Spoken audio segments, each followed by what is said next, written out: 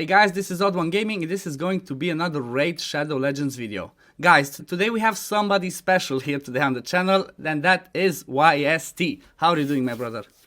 How's it going, Odd One? As always, when I jump on someone's channel for the first time, boom! Genzen. You got Genzen in the building. How's it Welcome. going? Doing good, doing good. Thank you very much for joining us on the channel. Guys, if you haven't already seen YST's video, I'm gonna have a link in the pinned comment and in the description to his channel to check the first part of this video where we go through basically the last 7 factions of the game, to talking about the best champions that we would recommend for clan boss, for legendaries and epics in each faction. We did Orcs till Shadowkin on his channel, and on my channel now we're going to do Bannerlords till Skinwalkers. So because you are a guest on the channel, obviously we will have you start with the Bannerlords. So who do you think would be the best pick for legendary? Alright, so for me personally, I really think that Sigmund the High Shield is really underrated. Now, he's got an amazing kit for the clan boss because he's got a shield buff on all allies equal to 30% of this champion's max HP, and also places a strengthen buff on all allies for 2 turns. Now, strengthen is a really great buff to bring into the clan boss because it's kind of like if you don't have ally protection, I say always try to bring at least a strengthen, and this champion that was a fusion does have this in his kit. Also on the A2 ability, has a decreased attack, which is one of the most vital buffs, or should I say debuffs, to place in the clan boss. On the A1, nothing crazy about this, but it could be good against the affinities when you're trying to remove that increased attack. So yeah, overall that's pretty much what I'd use him for. But also, whenever this champion is attacked, has a 20% chance of decreasing the duration of all buffs on the attacker. Once again, kind of just stripping off that increased attack. Apart from that, that's pretty much what I'd use him for, but I think he's pretty underrated. Yeah, I think he was really underlooked because of the champions that we had in that fusion. Like most people, myself included, kept Demetha and didn't fuse him, so that's why not so many people know his kit. One that honestly I was thinking of like calling out here, you have like a short one which is Black Knight because of his A2, the continuous heal and increased defense on 2-turn cooldown, if you don't have any other options, but anything else is not as powerful. But one that I think might be underrated, or maybe I rate her too high, is Minaya. Like Minaya's kit is really interesting. On her A3 especially, when she's fully booked, it's on a 4-turn cooldown, she heals all allies by 40% of their max HP, and places a block debuffs for 2 turns if champions have increased defense. So it's a little bit tricky to getting the increased defense in there, but if you have somebody that does that, like Naren Brago that does it for 3 turns on 3-turn cooldown, you could always have it. Put her on a 4-3 ratio like a Sepulchre Sentinel, and she could be your block debuff champs. And basically overall she just brings lots and lots of heals. Heals on the A1 placing continuous heals, and the A2 heals by 10,000. And the heal reduction, which we don't really care, so don't build it. And she actually hits pretty hard. Yeah, I'm actually a big fan of Minaya personally. I use her like with Coroner quite a lot. It'll be pretty fun to see like a Coroner Minaya clan boss team to see how many counterattacks. Wish I had the Coroner. She was my second legendary. Oh, is it? Yeah, I was so excited, so excited. I bought her masteries, and I just recently 6-starred her. Didn't book her because I didn't have the Coroner. And she also brings, I forgot to mention that aura speed 19%. So she's pretty awesome with that. But yeah, I think there's nothing much, like nothing too special in the legendaries category, honestly. Unless you try something funky like Champ Forts, like Septimus, but they're not as good compared to like other faction, honestly. So if we move on to the epics, like who would you call it from here, like as being the best epics, or like the best epic? I mean, it's a pretty tough one. There's not many great choices that I'm seeing here for the clan boss personally. I don't know. There's obviously we got the increased defense and the increased attack on Giscard. How do you say his name? Sigurd or Sigurd. Nice yeah, he's got increased defense on a 3-turn cooldown, which is pretty nice. He's also got like Terminator effects as well if he's under a provoke, but we'd have to worry about that. Yeah, exactly. Also places a shield buff on this champion equal to 25% of their max HP.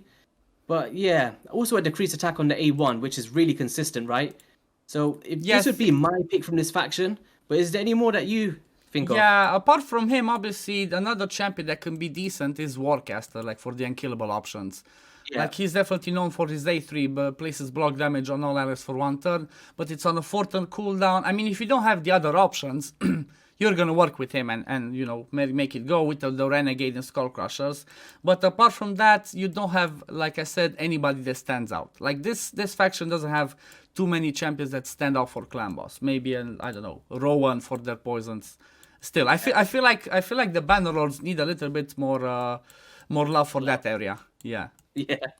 I think it's worth mentioning, like, I know we said epics and legendaries, Yeah. but we've also got like that Valerie champion is like a budget extender, very similar to like a Godseeker and Eerie and stuff. Yeah. So just Yeah, a little with honorable A2. mention to throw in there. Yeah, true, on the A2, and she has that extension on a 3-turn cooldown and brings a baby increase attack, so she can be pretty decent for sure. I remember you had a video where you were trying her as your extender, and you basically broke the clan boss. Basically, the clan boss instead of doing his first AoE, was like decrease speed on you. Why did you break the clan boss? Yeah, I was so confused. Why did you break the clan boss, YST? Why did you do it? I'm more upset that I've got a wasted 6-star champion sitting there. Yeah, because you cannot use her if it flips the clan boss over, you know? Yeah. Oh god. Anyway, let's go on to the next faction. So let's go to the High Elves. Honestly, the High Elves, it's pretty similar when it comes to the legendaries and maybe even the epics when we're talking about clan boss. The thing that sort of like saves this faction, in my opinion, is the last one of the last fusions, which is Tatura. So in my opinion, from the legendaries, Tatura Rhymehide is the best champion you could have.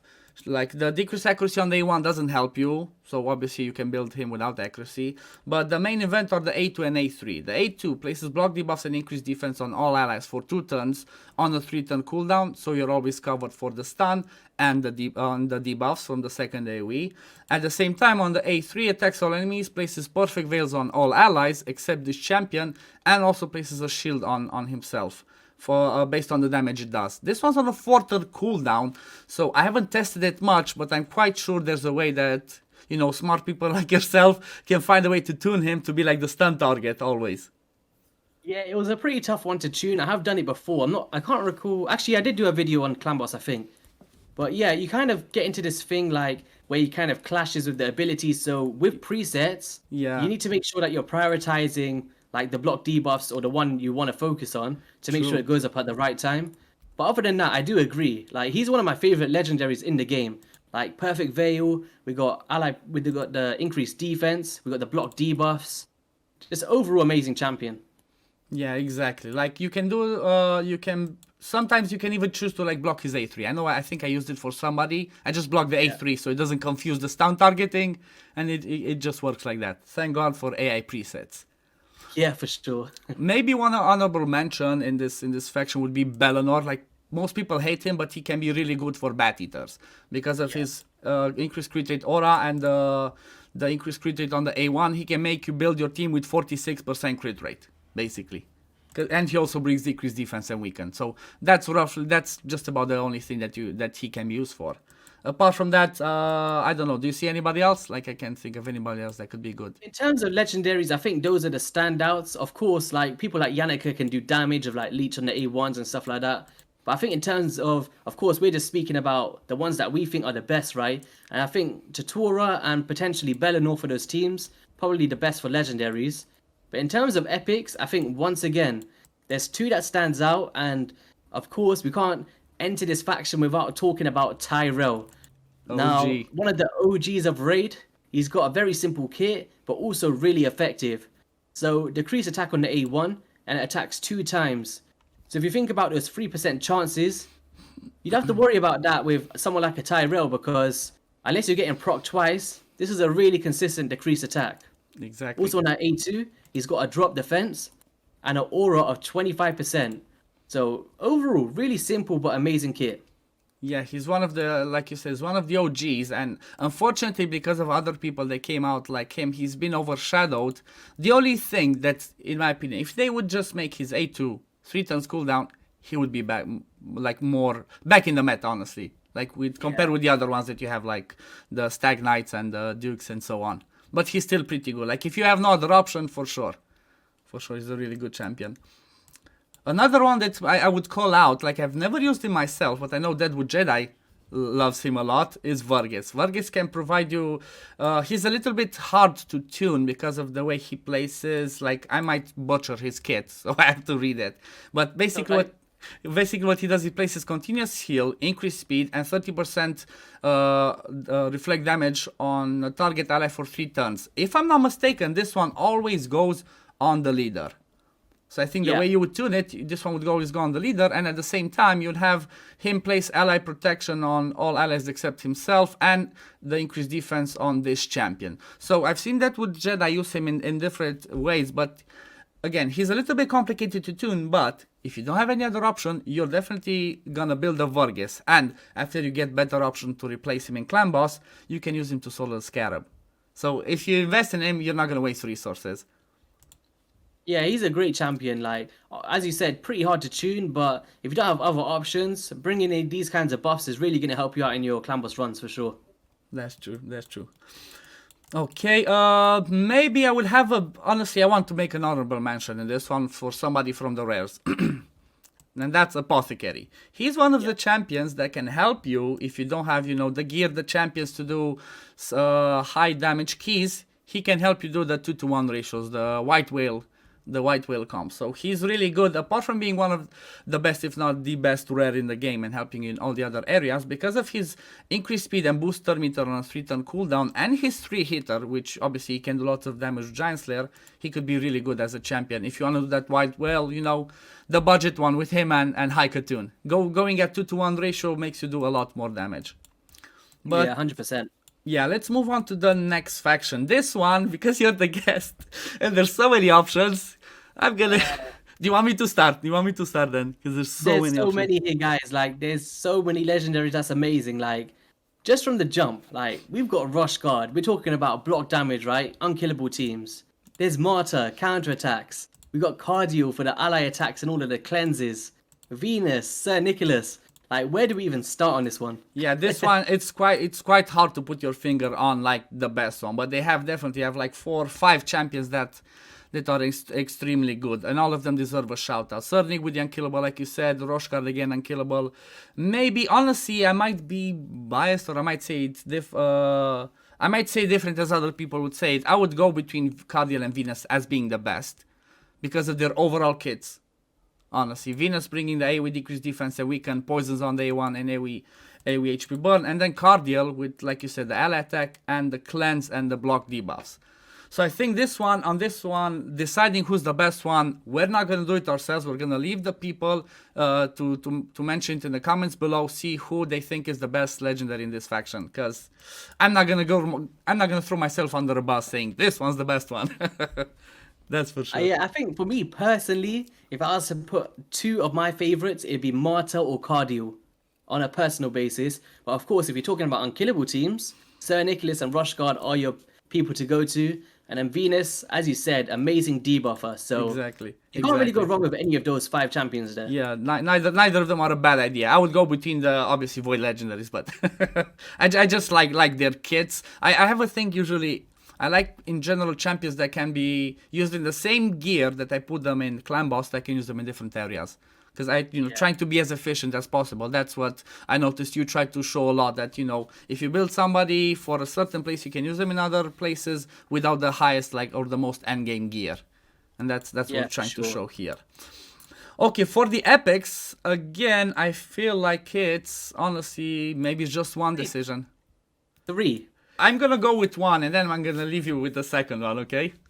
So, I'm gonna go with Deacon Armstrong.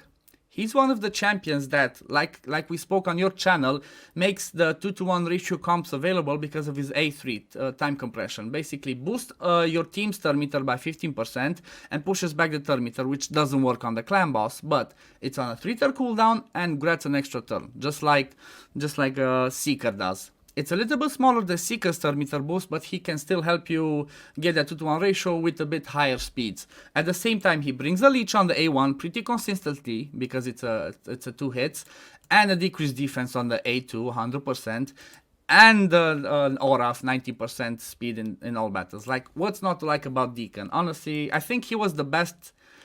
Damn it, I was gonna say it again, the best. Second best epic added last year.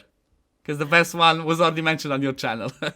Yeah, Damn this dude is amazing, man. Like, even if you don't, like, even if you build this guy for the clan boss, he's not like put straight into the vault, right? You can still bring him into so many areas of the game, and as you said, it's always a great thing to do that for sure. Yeah, you could use him Great in clan boss that plan. build you could do it in dungeons for the same build because even if he's gonna be slower, he boosts the turn meter, so he still makes your team go faster and go twice and be really useful everywhere else.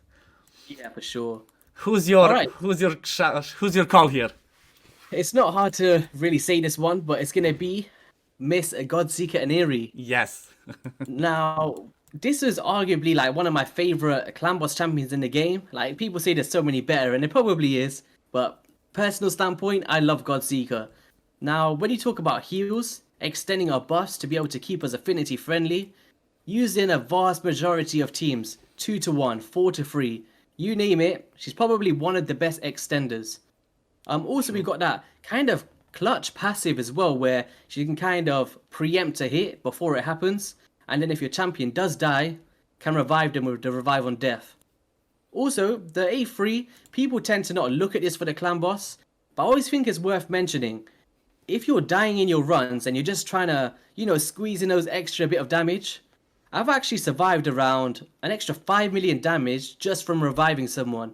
And I think a good kind of case of that is, I think Hell Hades did a video about a month ago using like a budget team, and Godseeker's revives were just keeping them going and going. Okay. Yeah, she's a great champ, man. She's definitely like the best extender for this job for clan boss. Like and especially with the passive, with the heals that she brings, that extra 10% on her passive can mean a lot when she's like your only healer. So she's definitely huge. I definitely agree. She's like one of the two. Anybody else that you wanted to mention? Yeah, I was gonna, just before I mention that, I was just wanting to talk about one active effect here as well. So on the passive, like, people get a bit of misconception of this. So if the ally is about to get killed by a fatal hit, will preempt that hit. So that means it kind of gives you like a final chance to survive, and then after that, if you die, then there's the revive on death. So just in case you're a bit unaware, this can really save you out throughout your runs. But in terms of who I was going to mention next is briefly AFR. Someone that's a bit underlooked because he's an OG, and many champions kind of filled the spot.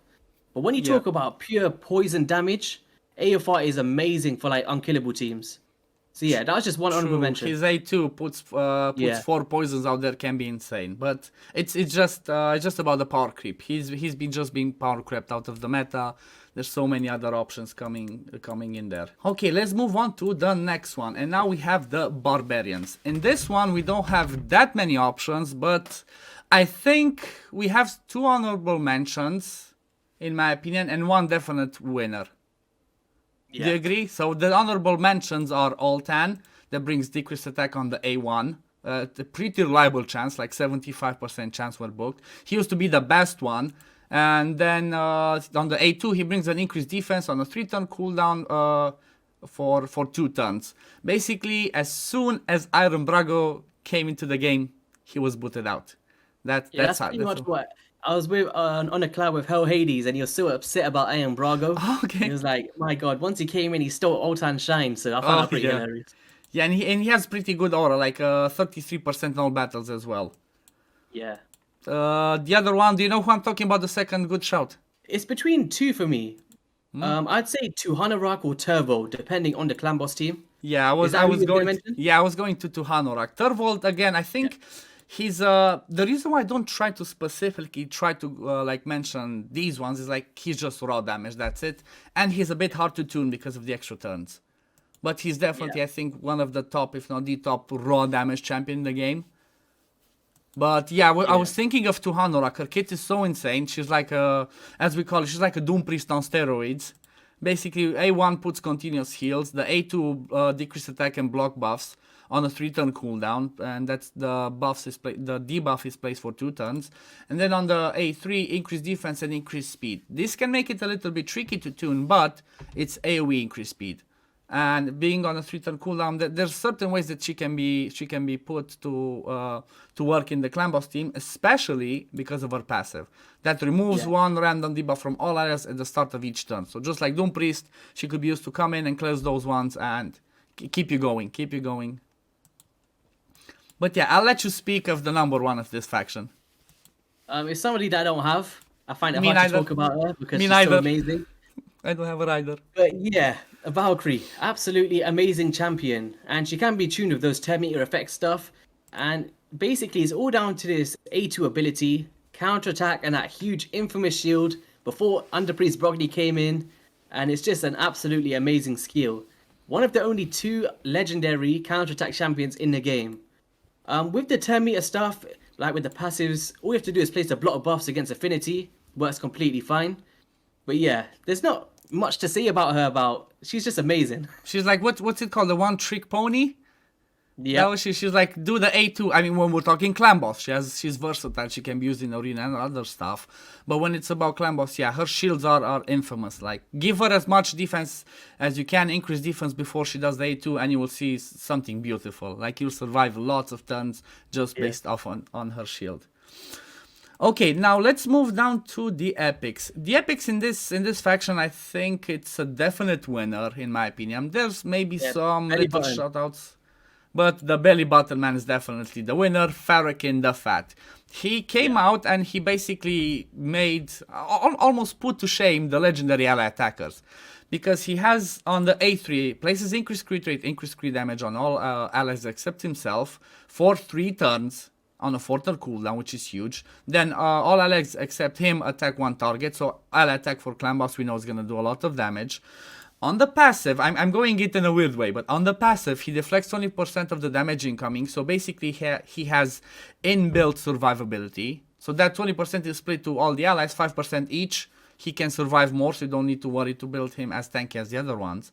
Decreased defense on the A1, 2 poison and HP burn on the A2. What else can you get from a champion? Like, he brings you everything. Like, his damage output is insane. And I'll tell you something funny about him. I even used him on my Dragon 25 for, at a point as my solo Dragon champion. Oh, really? I didn't have... my Tumbler was too slow with his animations. I put him in there in a lifesteal and he beat the Dragon. Everyone was dying, he was beating the Dragon. But yeah, I think he's the best epic in this faction for sure. Yeah, I think even overall, personally, I was just saying this with Scratch. Like, I think he's my personal favorite ally attack champion in the game. Period. Like, any of them, Longbeard, Kreela, I think he's absolutely amazing. Yeah, because he brings everything. He brings buffs, debuffs, everything you need basically in a clan boss team. Yeah. I guess maybe Longbeard, Longbeard brings the weaken, but still, it's not as good. He brings Riku's defense, poison, HP, you name it, he's got it basically. Yeah. Is there anybody else you want to shout from the epics here? Bit of an honorable mention here. I'll go to Sawai Firstborn. Now, she's not used in many comps, but she does have a really good kit. So she's got a drop defense on the A1. She's got a drop attack on the A2. And then a weaken on the A3. So, very basic, but it brings all of the stuff that you need from a champion for the clan boss. So... True, and they're after she's booked, they're like on a 3-turn cooldown. So if you don't have a better option, she can be really useful. And if I remember, she can actually hit pretty hard as well. Yeah. She can hit pretty hard. But yeah, that's true. That was the one that I was thinking, like, honorable mention, maybe her. Yeah, she's a bit of a sleeper, but she can deal some good damage. I've seen it in some unkillable teams. True. Like, even if you think about it, if you don't have any better option, maybe I should test this. She could be good for, like, maybe Bat Eater. Lock out her A2. Don't need decreased attack. Maybe the A1 and A3. Okay, yeah, I gave myself an idea. I need to see if I have one. Okay, let's move on now to the Ogryn tribes. Ooh, this is a tough one because there's not many legendaries here that does anything, or if any. I think the only one potentially for support could be that Drogo the Gaunt. Yeah. Potentially, with like the shields, he's got to increase defense, the block damage. I don't know, even him. I don't know. Is there anyone here that stands out to you? Honestly, the only things that they have here, which is kind of sad for legendary, is like, okay, if you don't have any other option, you can use them. Like for me, as a simple example, War Mother, best decreased attack A1 in the game. Yeah. So if you don't have any better option, up until you get something better, use her. She can smack hard, but her survivability stats are kind of low. But yeah, she can put the decreased attack. It's guaranteed. She attacks 2 times. Each hit places it. So it's not a percentage, like she definitely does it, unless it's 3%.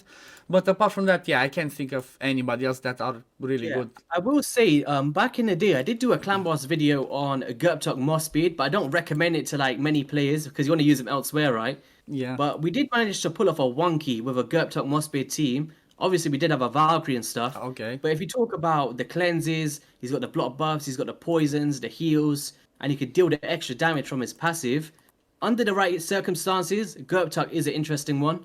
But apart from that, he's not used in like a vast majority of teams. Yeah. I think his kit is a little bit too complex for people to like try and tune it. But it's a good kit. It's a different kit, but a bit too complex. Like, Yeah, because but in of all terms the of stuff. epics in this faction, there's that wow factor. True. Like, there's so many. I think that's the reason why they're so bad in the legendary ones. You have all the epics you can want. So let me start off with, oh, there's so many. Let me start off with, I guess let's go with the honorable mentions. Occult Brawler, one of the best poisoners. Like, just lock out his A2, A1, and A3, and he can keep the debuff bar full of poisons. Really good for stun target, really good even for killable. Even though he has low base defense, just make him tanky. Don't need him to smack, just to place those poisons. Like, if you give him Master Hexer, the poisons on the passive can be for 5 turns. So, what else do you want from him? Just make him survive and go on. Then there's plenty of other ones, like even Grush could decently be good. The only thing I hate about Grush, for example, is that this one's or. Decrease attack or decrease crit damage. I wish they just made it decrease attack and give it to, like, I don't know, 30% chance to land decrease crit damage or something like that. But yeah, those two, maybe even Ogryn for his poisons and cleanse. That he can be really good. After the nerf, I feel like he's still good, but maybe not as good. He could be used like the cleanser, because I thought his A2 was put on a 4-turn cooldown. But being on a 3-turn cooldown, he could be used as cleanser for stun target. If you want to go like that. And with his aura, with 20% speed in all battles. So yeah, there's some honorable mentions, but I'll let you mention somebody else as well, because there's still more. Alright, so there is probably 2 here that everyone's screaming at the screen right now, but my 2 honorable mentions would be Claude Beastfeeder, who Ash was taking a mick out of me because I thought it was a chick. Yeah. But yeah. So we got decreased crit rate under A1, which is nice in certain scenarios, kind of mitigate those bad crits. Yeah. But the main thing is like, if you don't have a Lydia or some of the other champions to get you to a 2-to-1 ratio team, he's got a 30% increased speed and increased accuracy on a 3-turn cooldown.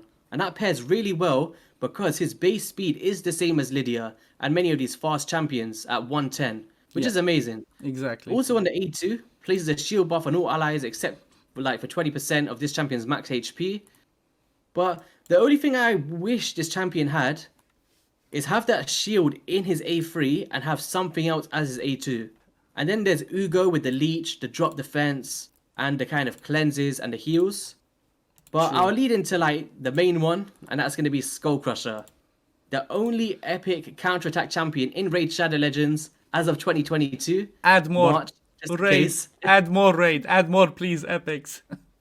So yeah, it's literally down to his A2 ability, ally protection, counterattack in one ability, and places that unkillable buff on himself.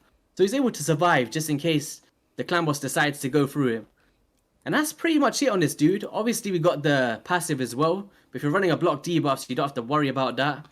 True. And one thing we need to mention on his passive is the same as Hotatsu's. Even though he cleanses the stun, he still loses the turn. So if he gets the cooldown, he still loses the cooldown. So people need to always bear in mind this about the passive. Then we need to mention the elephant in the room, I guess. One of the best epics, used to be the best epic in the game, and that's Maneater. Like, if you're talking about unkillable clan boss, he's your guy. And it's all about his A3. Doesn't matter if he puts damage, he's not going to kill himself. Puts unkillable and block debuffs on all of your champions for 2 turns. It's on a 5-turn cooldown. But with the right champions there, with the Pain Keepers or with the second unkillable champ, you can get yourself with the worst account in the world, in the worst gear. You can get yourself a 2-3 Ultra Nightmare team, just with having this guy. You don't need to care about affinity. You don't need to care about anything. He puts the block debuffs as well, so he's definitely the best one in this faction. Honestly, epics and legendaries, best one for sure. Yeah, 100%. It took me so long to get a Maneater, so that's why I decided I'm not making an unkillable team. Okay. And it's only until like the recent 2x voids that we just had is my second Maneater ever. So now I can finally make an unkillable team if I want to. But yeah, having a Maneater, the easiest way to get a 1 key or a 2 key on Ultra Nightmare for sure. True. When I got mine first, it was last year on the 10x man-eaters. I got my first one. Next week was the week after was 2x voids. I got my second one. So I finished building. I was finished building my budget unkillable. Then I had to start over because I got my second man-eater. Yeah, but I think this is it for this faction. Okay, let's move on. 2 more to go. Lizardman, you can have the honor of mentioning who do you think the best one here is in Legendaries? It's so easy. Like, anybody can just see that the guy on the right is the standout here in Chris. Amazing champion. We got the ally protection. We got continuous heals. We're increasing our duration on all of our buffs. All in one ability on a 3-turn cooldown. And you've probably seen all of the crazy teams where Chris is obviously in there, making it all work. He's also got like that decreased attack on his passive, which is pretty amazing. But yeah, overall, that A2, outstanding. What do you think about this dude? Yeah, I wish I had him. And guess what? Next week, we're going to have the event. I'm so praying I'm getting a group that's easy, because I prepared hundreds of champions. Also worth mentioning, he's got that increased defense, he's got the increased speed and all of that in his A3, so I think everybody just knows by now. Like, we don't have to talk about Chris too long. He's amazing. Chris is the best. Honestly, one of the best ones. Not just clan boss. Get him early game, your account is carried all over. In terms of the other legendaries though, like obviously Dracomorph, we're going for that kind of drop defense, weaken. We got the poisons, does some crazy damage. Then Raz and Scarhide, not recent, but the free fusion that everybody can get as long as you get the champions. And then there's Fushan, who's pretty great in some scenarios, in like some specific clan boss teams. But he can deal some great damage with that A1 as well, and that drop defense. Yeah, build him in the Mistful and he can hit for 7 times in a row with the A1. And it doesn't count as like getting an extra turn, that's why it's so nice. But yeah, they have some really good legendaries. At the same time, they have some extremely good epics. Like we have the Joreg that has decreased attack on the A1, has ally protection and increased defense on the A2. Unfortunately, it's on a 4-turn cooldown, but you can make him 4-3 ratio. His passive puts up continuous heals when somebody loses 20% of their HP or more in one hit, which that's gonna happen when you get late in the clan boss. And then he has I think he's the only epic that has 33% HP in all battles as an aura. Yeah, it's amazing. It's very similar to like a verse of the Grim, who has the same aura. So to have that with an epic, pretty solid. True, that's really good. Then we have Aox, which is pretty good. I'm not sure if he's actually overlooked or not, but he has poisons on the A1, not a high chance. But on the A2, he has some insane heals that he can do, because you're definitely gonna have lots of debuffs on the clan boss. And then on the A3, he has a guaranteed place. He doesn't have to hit. If I'm not mistaken, he doesn't have to hit. It's guaranteed. Places the decreased attack, and he has a chance to place the. Let me read it, because I've never used him. I don't have him. That's right. I'll break it down from here. It's all right. Okay. So basically, he's got the way that we like to describe him, and I think Deadwood put it perfectly. So it's basically like Bulwark meets Steel Skull, because he's got the low chance of the poisons on the A1, and he's got an amazing heal on the A2 ability where for each extra debuff on the target, he's able to get a more substantial heal, right? So that's a really amazing A2. A3, as you were saying, places that decrease attack, so you don't have to worry about affinities. It just places. And that's an amazing skill to have on a 3-turn cooldown. And then on his passive, it increases the duration of 2 random debuffs on the attacker by 1 turn when attacked. But the great part of this occurs once per hit. So very similar to like a Bulwark. When you start bringing it into affinity, that's where you see the pure value of those debuffs spreading everywhere. So yeah, overall amazing champion. Yeah, he's really, really good. And then I think the last one that I would mention would be Venomage, because the other ones are like not as good. Venomage is really good for like tanky builds. Let's start with the passive. Enemies under heal reduction debuffs inflict 15% less damage. She brings that on her A3 alongside with 2 poisons. This one's on a 3-turn cooldown. Then on the A2, if there's 2 poisons out there, if there's a poison out there, which she can place, or somebody else, she brings decreased attack, and it's a guaranteed decreased defense. So if you don't have the poisons, decreased defense still lands. And then on the A1, every time she attacks, she basically explodes poison. So if you bring somebody that does an extension, or somebody that does other poisons alongside her, you're gonna do lots and lots of damage with her. She's definitely really, really good as an epic in here. Anybody else? I agree. Amazing. Anybody else you want to shout in the epics here? I think that's it, right? In terms of like the best ones, I think those are the best ones in this faction personally. Yeah. Obviously, there's some other utility with like a Brood Lord who has an ally protection and a block debuffs, but that's on like a single ally and stuff. Yeah, exactly. In the grand scheme of things, I think those are the standouts for this faction. Okay, now let's move on to the last one. Ooh. And that is the Skinwalkers. Okay. Honestly, Skinwalkers, in my opinion, it's maybe comes down to 2, but maybe just 1 when it comes to the legendaries. I would say it's between Leoris and Longbeard as like being the main shouts for specific for clan boss. Other good champions for other stuff, but I would go with, honestly, I would go with Longbeard, brings his A3 brings the ally attack, and the damage that they do, I'm not sure if everybody knows, but when champions counterattack or ally attack, their damage is reduced by 20 or 25%. So him bringing the 20% increase, basically when he does the ally attack, everybody does their full damage. At the same time, he brings a weaken on his A2, which can be useful if you have a team that doesn't have a weaken. Weaken increases the damage on the clan boss greatly. And then on day 1, ignore shield and block damage, but that doesn't really matter. He can do some decent damage, but especially because of his ally attack. Yeah, I think for me personally, like my favorite one, obviously we got the ally attacks and stuff, but I really think Brachus is so underrated for clan boss. Like he can deal some crazy damage. Like the thing that people forget in his kit is he's got a self-healing mechanic, right? So you don't need lifesteal and you can just focus on pure damage. And he's also got that revive on death where you can come back and start slashing up the clan boss. Like True. I've seen some crazy numbers with this dude. He's also got a weaken in his kit. I really love this dude. Yeah, I think he's honestly, I don't have him either. I think he's underrated because of other champions, but for sure. Oh, he also brings increased attack on his A3. See, we even learn, but yeah, he's definitely good. Like with this 6-hitter, I think he could be interesting for like unkillable comps as well. I think Scratch did something with him on the unkillable teams mainly, but I did use him in my first ever Ultra Nightmare 2-key team back in the day.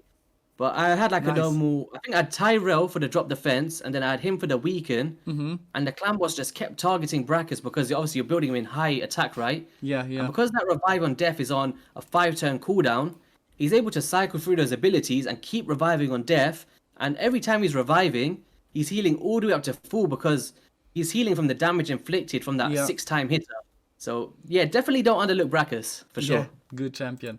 And last one I would mention here, honestly, like Leorius can be decent, but for unkillable, because obviously he's lots of damage. He brings decreased defense on his A1, he brings the weaken on his A3, and then the more HP he loses, the more damage he does. So yeah, he can be a really good champion, and his aura crit rate in all battles by 24%. So if you don't have a better, a damage dealer for your unkillable, bring him in there. 100%. And now let's move to the epics. So honestly, to the epics, I'm not sure that there are more than 2 champions that we need to mention here. Yeah, probably 2 to 3. That's it. 2 to 3, yeah. Like honestly, I would go with first one that's good, a good damage dealer since we're talking about DPS earlier. Fane for unkillable. She has really low base defense, so I would never suggest to anybody to build her for a killable comp. It's too hard to keep her alive, but she brings decreased defense and weaken on her A3 on the 3-turn cooldown for 3 turns. She brings poison and decreased attack on the A2, and then she has double hitter on the A1. So she can do some really solid damage for like a bat eater comp. She can give you 1 key if you put in the bat eater comp in relentless, with the right stats. For sure, she's an amazing champion, and I think loads of people got that promo code or something as well with that Fane. So if you've got it, definitely probably worth the max if you're building those unkillable teams. Definitely worth in an unkillable. Yeah, so I think we should just lead into the next one, and it's going to be the OG in Steel Skull. A bit less used nowadays because of all of the new champions, but very similar to the champ we spoke about earlier, like the Aox to Rememberer. Yeah. Low chance of that poison on the A1. A really nice cleanse and heal on that A2 on a 3-turn cooldown, able to cleanse that stun target, and also an increased defense on all allies with an AoE heal, and that's on a 4-turn cooldown. Very simple kit, but if you have a look at that base speed, 111. So she's able to cycle through those abilities really fast and able to kind of tank all that tankiness on this champion. That's pretty huge. Honestly, one thing that I want to mention on I guess it's a him. One thing I want to mention on him is same thing as Tyrell. If they only reduce the A3 by 1 turn, that would come back in the meta, honestly. If you had this on a 3-turn cooldown, it would be so much useful. And you could have it do the increased defense for the stuns, for the AoEs. Like, even if you just do it for the second one and just have her cleanse. But yeah, it's definitely a really, really good champion. Anybody else that you've seen here? I think there's 2 honorable mentions for me, and that's gonna be Scabrius, the one that looks like that character from Harry Potter. Yeah. The rat. Ratatouille. The Ratatouille.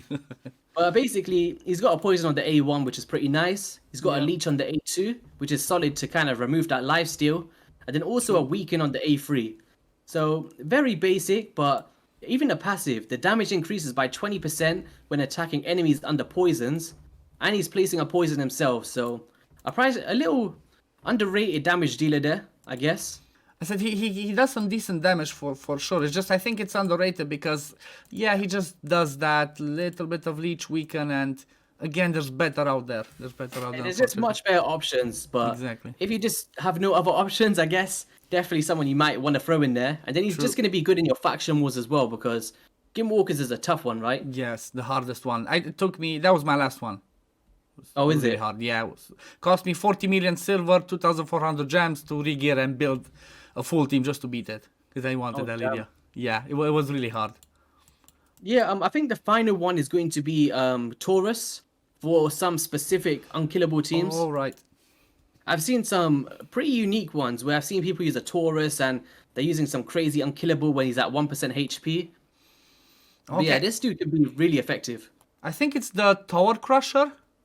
Like for his, he can be the stun target in the Tower Crusher when it's a different affinity, like for Force, I think. Yeah, I can't recall the exact composition, but I just remember seeing someone in my clan doing it, and he was getting a wonky. Okay, okay, that sounds interesting.